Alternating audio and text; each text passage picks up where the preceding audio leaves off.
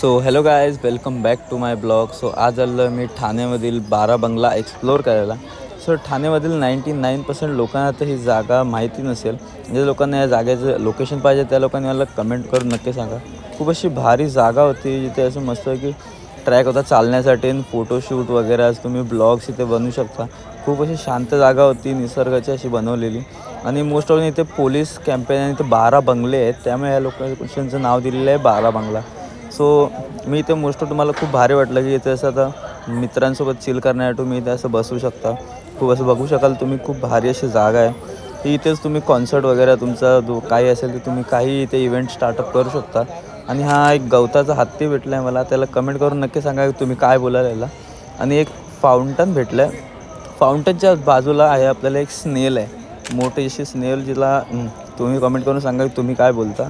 आणि इथे एक ब्रिज आहे, त्या ब्रिजमध्ये तुम्ही व्हिडिओज काढू शकता. आणि जिम आहे, म्हणजे असं की तुम्ही तिथे वर्कआउट वगैरे सगळं काही करू शकता. आणि रस्त्याने चालता चालता मला एक बुल भेटला आहे, बघा बुल. सो आता कोणाला टक्कर मारणार आहे ते मला माहीत नाही. जर ब्लॉग आवडला असेल तर लाईक आणि शेअर करायला विसरू नका. थँक्यू.